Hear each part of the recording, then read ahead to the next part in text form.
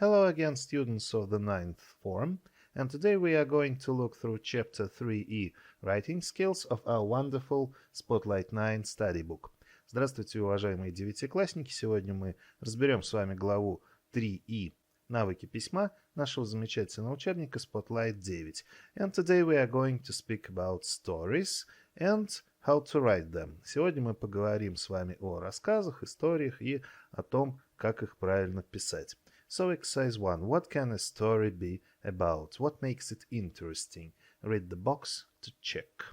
Нам задают достаточно общие вопросы, о чем, например, может быть какой-то рассказ, что делает его интересным, и предлагают прочитать теорию в рамочке для того, чтобы все это узнать. So, stories can be written in the first person, I or we, or the third person, he, she, they, and can be about real or imaginary events. A variety of past tenses are used. Итак, рассказы у нас могут быть написаны от первого лица, либо же от третьего лица, и могут быть о реальных, либо же каких-то вымышленных событиях. Что характерно, используется все разнообразие времен прошедших английского языка. A good story includes an introduction, paragraph 1, that sets the scene, introduces the characters, say when and where the events happened, etc. A main body, paragraphs 2 and 3, that develops the story, giving the events in the order they happened and describing the climax event, the most important event in the story. Appropriate linking words, then, as soon as, while, etc. should be used to show the sequence of events. And a conclusion, paragraph 4, that says what happened at the end of the story and describes the characters' feelings and reactions. To make your story more interesting, you should use a variety of verbs, adjectives, and adverbs. Do not use simplistic ones like nice, good, bad, well, etc. Итак, хорошая история состоит из вводной части, либо же вступления, которое обычно содержится в параграфе 1, который задает сцену, на которой происходит действие, то есть представляет персонажей, говорит, когда и где происходили события и так далее. Собственно, основного тела рассказа, то есть параграфы 2 и 3, которые развивают историю, выдавая события в порядке, в котором они происходили, и описывая основное событие, либо же кульминацию, то есть самое важное событие во всем рассказе.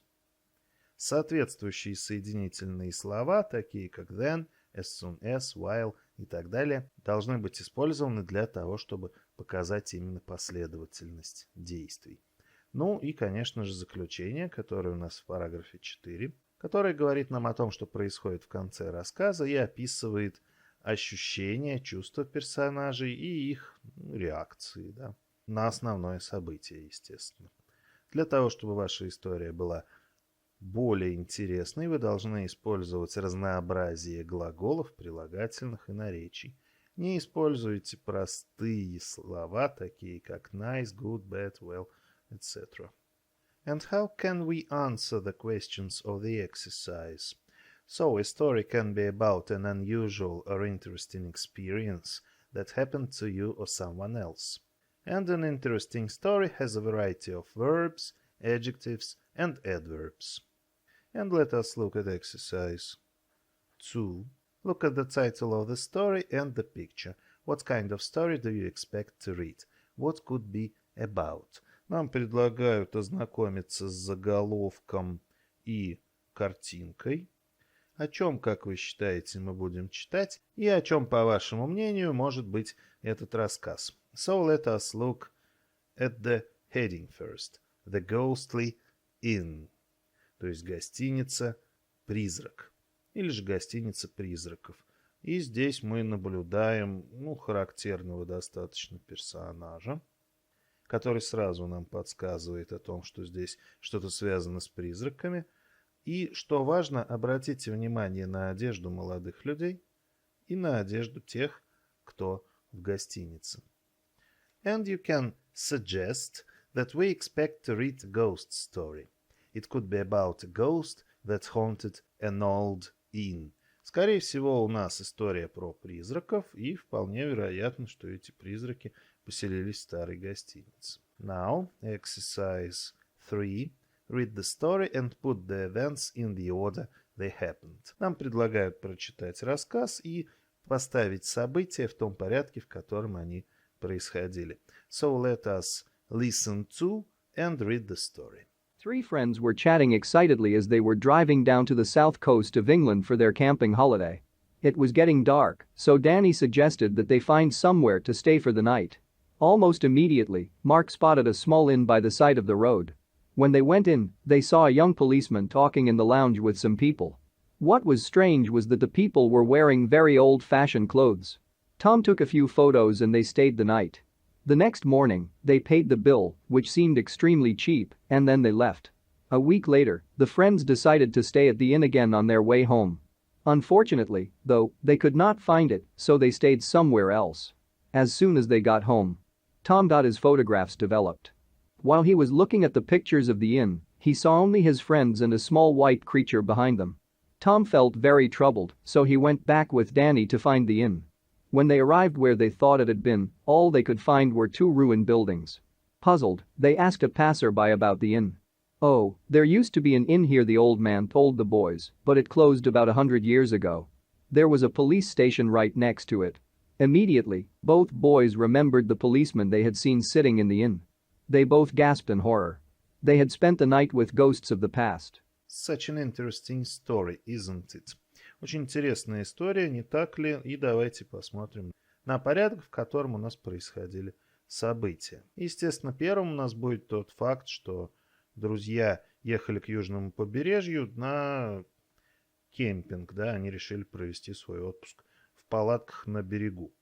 The friends were driving to the south coast for a camping holiday. And what happened next? Mark saw an inn and they went in. Марк увидел гостиницу, и они вошли внутрь. Next, Tom took some photos. Том сделал несколько снимков. They spent the night at the inn. Они переночевали в этой гостинице. Then they left the inn, of course. Конечно, они уехали на следующее утро. They spent a week camping. Ну, они же за этим и ехали, да, чтобы на берегу в палатках провести свои выходные или отпуск, или каникулы. Then they couldn't find the inn, то есть на обратном пути они не могли найти почему-то эту гостиницу. Then Tom got his pictures developed. Тогда Том проявил фотографии. Но фотографий гостиницы тоже не было, so Tom and Danny went back to find the inn. Они решили вернуться, чтобы разыскать эту гостиницу. But they found two ruined buildings only. Все, что они нашли, были два старых разрушенных здания. And finally, a passerby told them there had been an inn there 100 years ago. И, наконец, в тот момент, видимо, когда они осматривали эти здания, прохожий сообщил им, что гостиница была здесь 100 лет назад, и с тех пор ее там больше не было. So, such is the order of events. Такой порядок событий.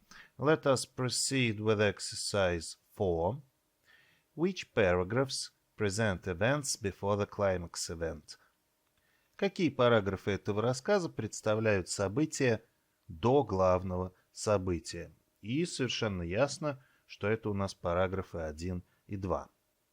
Contains the climax event. Здесь нам подсказка, да, мы видим, что здесь единственное число, третье лицо, значит какой-то один параграф. Но какой из них содержит главное событие? And of course, it's paragraph 3.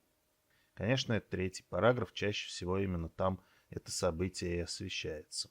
Sets the scene, опять у нас один параграф, and it's paragraph 1, an introduction. То есть вводная часть, где у нас, собственно, задается сцена действия. And contains the main character's feelings. В каком параграфе у нас освещаются ощущения, чувства главных героев? Конечно же, в заключении it's paragraph 4. Now we are asked to find all the time linkers in the story.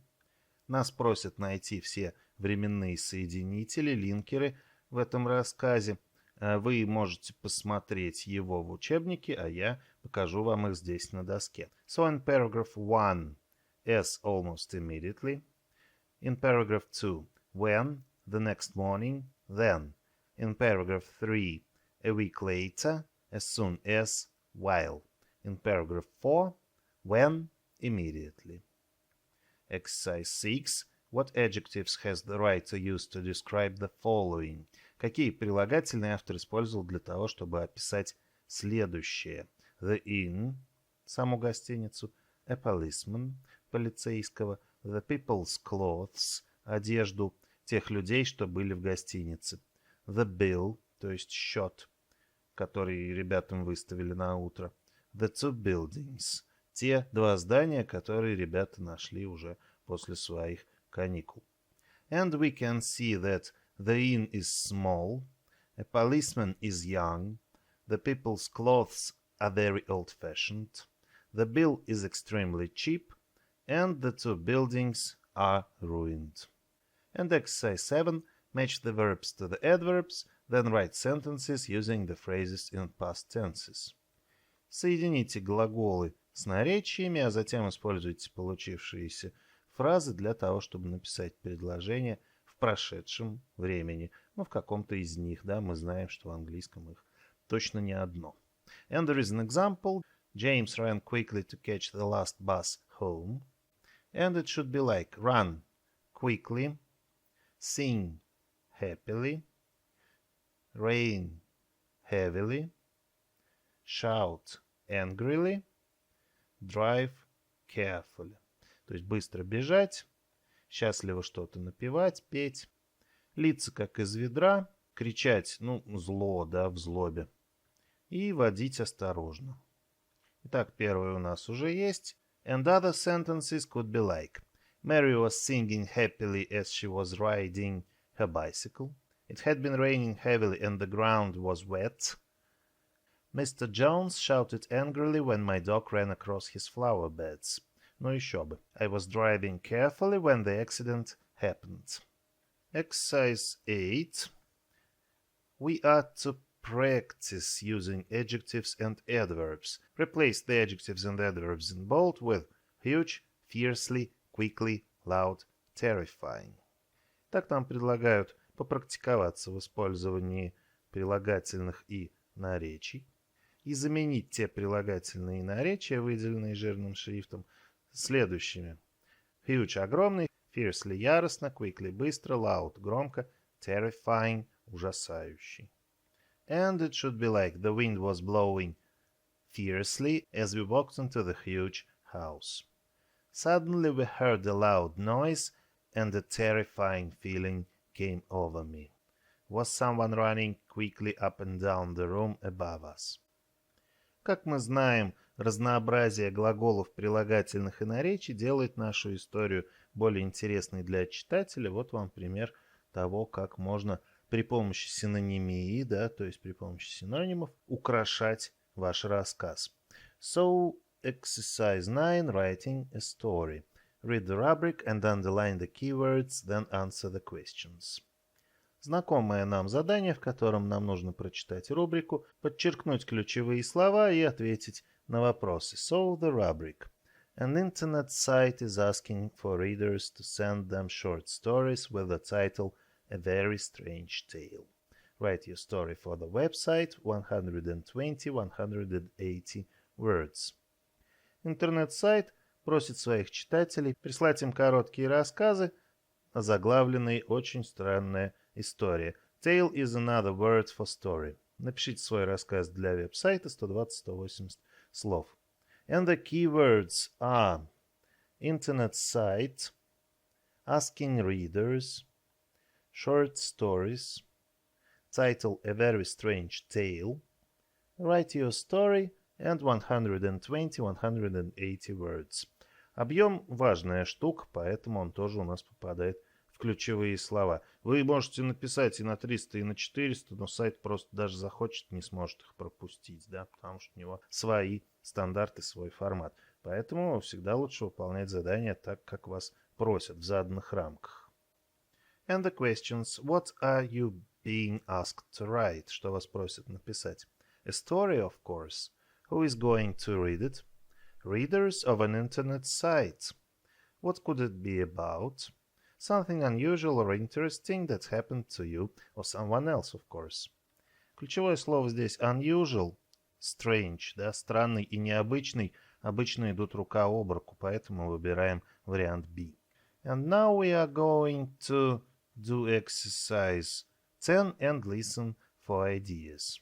Listen to James's story and make notes to answer the questions in the plan below. So there is a plan. Нам предлагают послушать историю Джеймса, в которой он будет рассказывать о чем-то нам, видимо, необычным, как мы уже догадались. Сделайте свои заметки для того, чтобы ответить на вопросы плана. И в плане у нас такие вопросы к параграфу 1, то есть к введению. Кто были основные персонажи? Где они были, то есть место действия? Что они делали?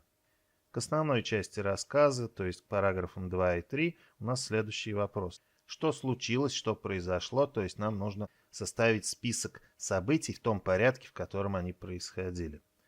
And what was the climax event? Какое было главное событие, кульминация? И к заключению, к параграфу 4, у нас следующие вопросы. What happened in the end? Что случилось в конце? How did the characters react, feel?